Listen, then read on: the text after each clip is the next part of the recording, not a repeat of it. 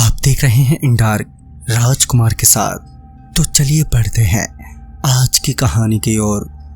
हमारे यहाँ अक्सर रातों में रेलवे लाइन की तरफ से कभी रोने की तो कभी चीखने की तो फिर कभी गाने बजाने की आवाज़ें आती हैं।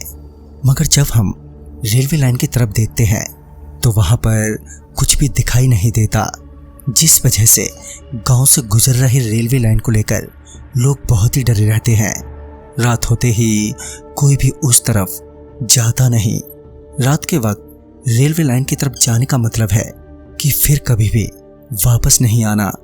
ऐसे ही एक रात मैं सीतापुर से घर वापस लौट रहा था तो काफ़ी रात हो चुकी थी।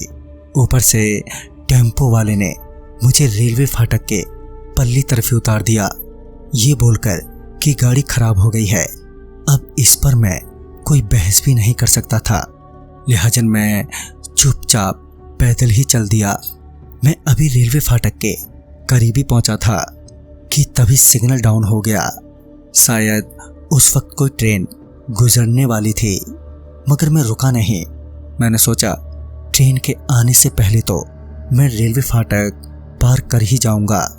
मैं अभी रेलवे फाटक के नीचे से निकलने के लिए झुक ही रहा था कि तभी एक बाइक वाला पता नहीं कहां से आ टपका और सीधे रेलवे फाटक के खंभे से जोर से टकराया और पटरियों के बीच जाकर गिर पड़ा। उस वक्त वहां मेरे अलावा और कोई भी नहीं था जो उसकी मदद करता। मैंने कोशिश तो बहुत की उसे रेलवे फाटक से हटाकर दूसरी तरफ ले जाने की, मगर पता नहीं उस दुबले पतले आदमी को मैं अपनी पूरी जान लगाकर भी जरा सा भी नहीं हिला पा रहा था।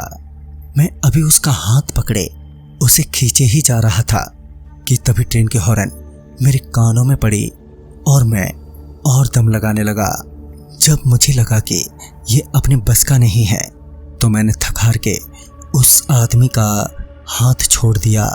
मैंने उसका हाथ छोड़ा ही था कि उसने मेरे पैर पकड़ लिए। उसके मेरे पांव पकड़ते ही मैंने उससे कहा, अबे तू आ गया होश में?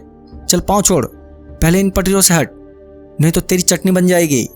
मैं उसे 4 बातें सुना ही रहा था कि मैंने नोटिस किया कि अब उसका चेहरा बिल्कुल सफ़ेद पड़ने लगा था।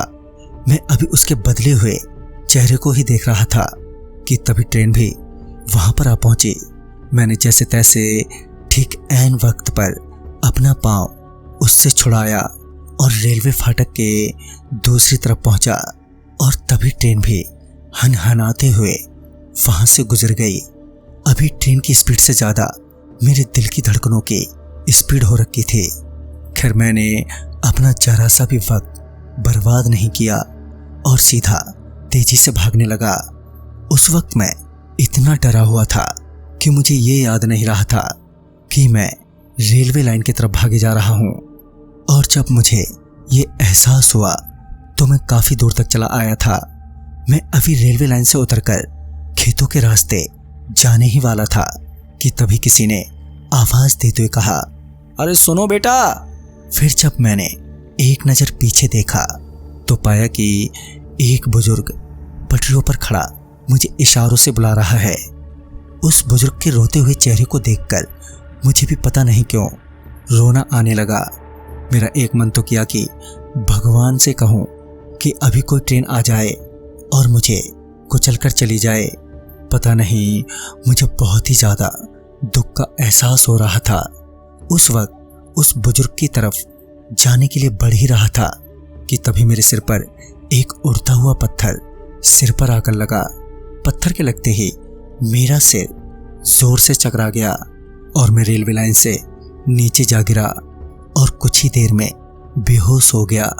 फिर जब मुझे होश आया तो सुबह हो चुकी थी। मैं उठा और फिर अपने घर पहुंचा।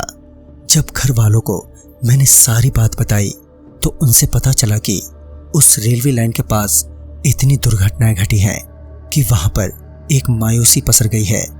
आज भी वो सारी दुखी आत्माएं रेलवे लाइन पर यूं ही भटक रही हैं।